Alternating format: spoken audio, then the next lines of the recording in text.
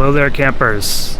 A little bit of a different video today. This is our first time dry camping, or attempting to dry camp, in this Thor 2023 Thor Sequence 20L. It's a lithium ion battery pack. We've got 200 amp hours of battery.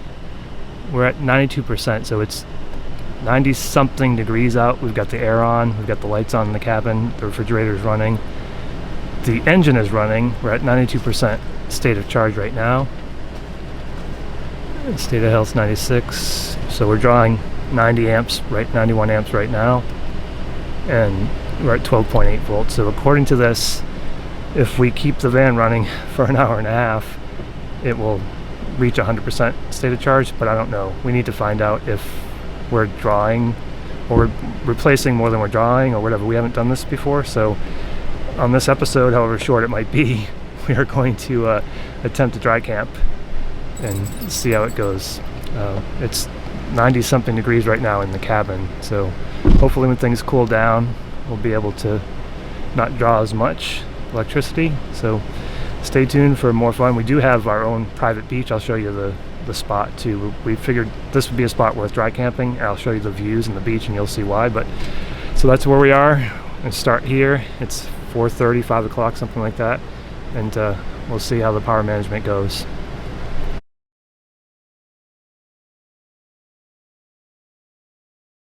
Alright, the engine's been running for about half an hour or so. We're sitting at about half temp. It's not hot, so that's good. I'm gonna go check out the gauge and see where we are.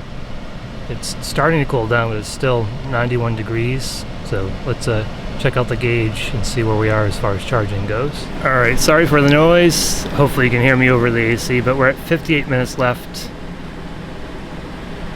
71% state of charge. And we don't care about the state of health. So we're drawing 101 amps, so hopefully AC will not draw as much as it cools down, but we're going to let it run for a little while longer. I don't think we're going to let it run for the entire 58 minutes, but we'll see what happens. And we will definitely show you that site, show you our own private little beach. That's a little better, sorry.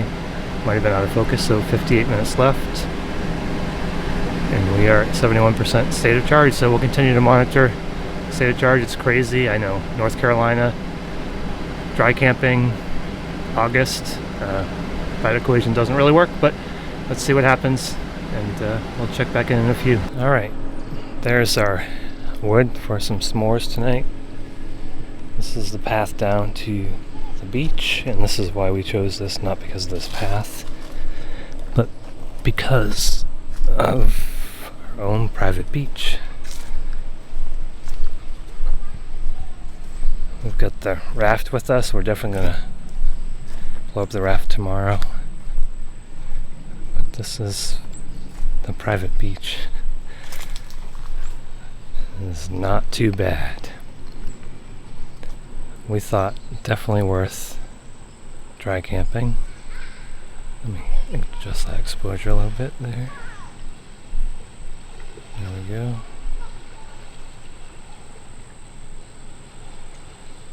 But we can launch the raft from here. You can see there's a family over there on the opposite side, and where all those reeds are is where we were last time. Last time we're here. Oh, and Jordan Lake. Hey, little titmouse. Probably can't see that, but yeah, so this is what we're calling for now our own private beach.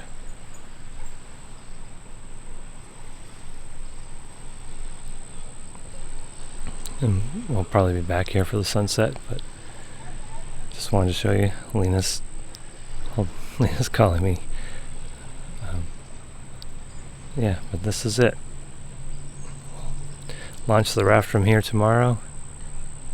I'm going to go sit with Lena, check out the view. But quite the beach.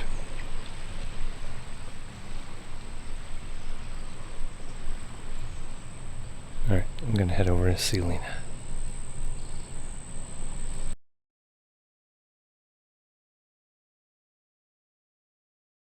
Alright, so here's an update. Storm's moving in. We turned the air off in the cabin. And we learned one thing. I turned the van on and then we went down to the beach. And if the key fob leaves the area, apparently it doesn't charge your house batteries.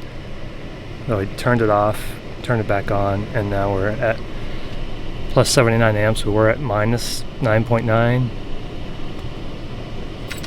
And it looks like we've got 3 hours until it's charged, but that's probably not right. Hold on. There we go. Hopefully you can see that. I think that's 3 hours left on the battery. But we're trying to figure all this out. 23%. So hopefully we'll figure something out from this trip. But we're just going to wait the storm out and then let the van run and see what happens. Check in when we know a little more, hopefully.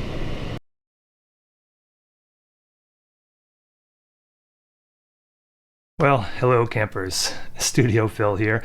Wanted to wrap things up by showing you or telling you what we've learned. Sorry for the abrupt ending in the field. But that night the rain came, we turned everything off. We had a little USB fan. We brought a battery pack that we used for that USB fan that was not oscillating, but it did provide a little bit of relief. So we had nothing on. I woke up at 2 o'clock. It was pretty warm in there, 90 something degrees. We chose not to run the air because we didn't know if the battery would die overnight and then all the food in the fridge would spoil.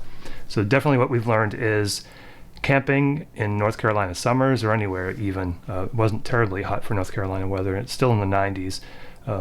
Dry camping and counting on your batteries, not really going to work very well. So in our sequence we have an alternator under the hood so you can run the van, and we did that and I kind of showed you that in the video, but it didn't really seem to keep up, or we'd have to run the van all night if we wanted to run the air because we're worried about food in the fridge spoiling. We didn't want that to happen.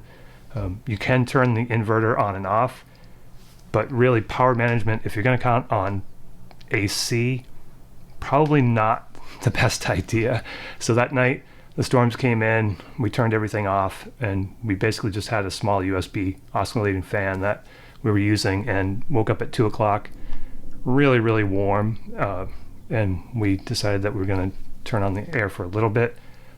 We ended up going back to bed. We opened the windows. We didn't open the screen door because we didn't really want the screen door open, even though there weren't that many people around. Just didn't want to leave it open all night. So all in all, it was a pretty miserable night, and I ended up getting a migraine the next morning. Plus we got a couple of these. So there was a heat advisory for the day I'm recording today. We're supposed to actually be there, but that just didn't work out very well. So the fact that the key fob left and it wasn't charging, I don't know if that's true, but I do know that when we came back, so we took a walk, I shot that video, we took a walk, came back, and it was showing negative, and the van was running, so it should be positive, and it wasn't. And I saw a couple of times, and you even saw it in the video, where it was negative, and then I don't know if there's something wrong with the gauge itself, which we were using, but basically it should have been positive. I flipped through and it went back to positive, so I guess you have to kind of do a little bit more experimenting. But for us, dry camping in the summertime, Lena said never again. I concur with that, although we might try it in the wintertime. It seemed like the fridge didn't really draw all that much, and if you wanted to just turn the fan on, it should be fine.